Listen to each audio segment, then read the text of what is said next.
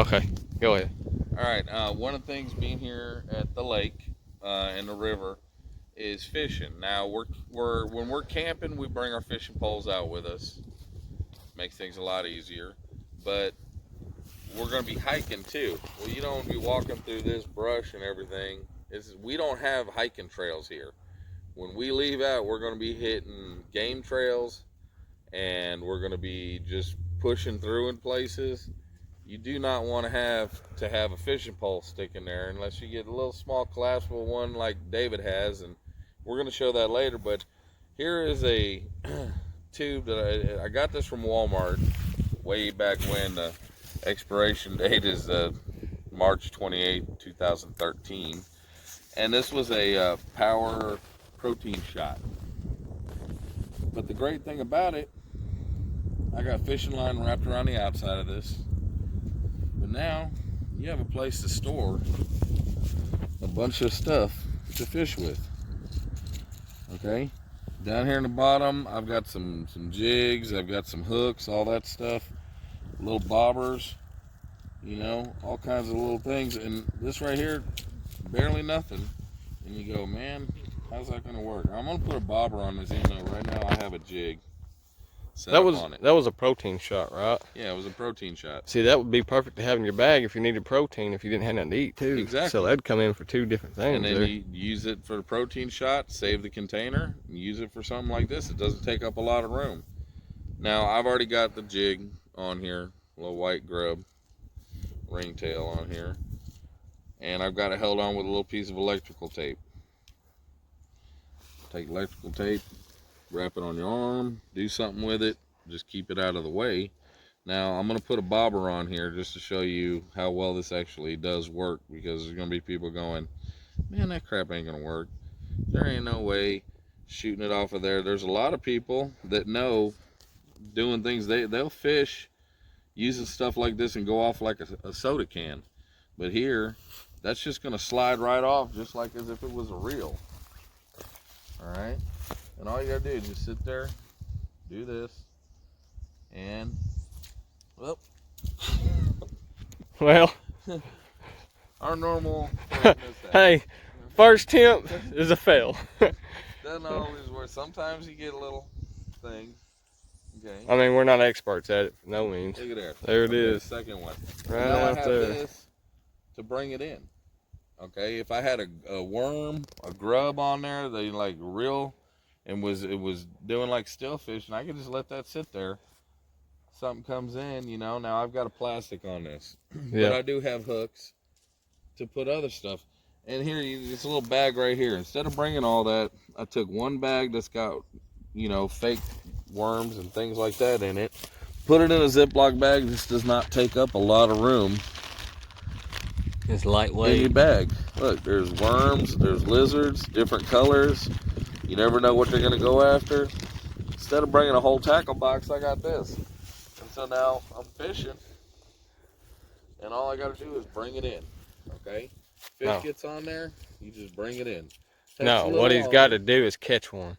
Well, of course you got to catch one. But if, say you have one on there, you're wrapping it around here, and the fish goes to pull, just turn it sideways and do like this. You know, it's not like you're holding a fishing line in your hand, and then you just wrap it back up like this. Okay, and then say you're using, without the bobber, just that jig. Okay, you got to watch out for stuff like that. But I'm putting it on here. Now Of you course, can this take the isn't jig as off. ideal as having a fishing rod, but it works. Yeah. So definitely. here we go. We're gonna throw it out again. Even if you didn't have the tube, you could use a stick. I mean, Yeah. Heck, the other time I used my fingers. yeah, you can use your I finger. had a little 100-yard spool I kept in my pocket. I pulled a bunch out here, which you had to watch for all the sticking on everything. But I just wrapped it around my fingers, just like it was on this, and I just threw it out just like that, and it zinged right off my fingers. All of it, you know, you don't want to put so much line that it's still on your fingers. You get a good bite from something, you know, it's going to cut down on your fingers. The tube here is the best thing, because you ain't got to worry about it, because if it bites down, it's going to bite down on the simple little way to fish, have fun, and you can wrap it around a soda can, soda bottle, anything. Just to go out and fish. Like I said, we find some worms, find some grubs, put them on a hook, put that bobber on there, and just set it out there and wait for something to come and get it. Or you put a plastic on there and you fish it. It's coming in now. Yep. It may take a little longer than a fishing Takes a pole, little but longer than a fishing pole, but you can give it little tugs. If you're not really worried about your line, and especially if you got somewhere that doesn't have a lot of little brush and twigs and stuff everywhere, you can just pull the line and drop it, pull the line and drop it, and worry about wrapping it later. But this is one effective way to fish and not have an actual fishing pole with you. I wanted to show this another time, but we didn't have it. But that's simple as that. Okay? the bobber's only on there because he's showing you where it's landing, how far he can throw it. If I was going to have not an artificial lure, but put something like a regular hook on here and put a worm or something, then yeah, have the bobber throw it out there and just let it sit till the fish decides to come by and snag that worm. But you can see where it landed out there better with the bobber, and that's why I used it. And this is the top part of the lake. It's still kind of flooded though. Basically, We get more rain than and actually, we expect most of the time, the so two rivers meet way down there. Look way down there. very middle of the screen at the end down there where all them trees are, that's where the rivers meet. Trees everywhere. Well, now that's why I said in the middle of the screen.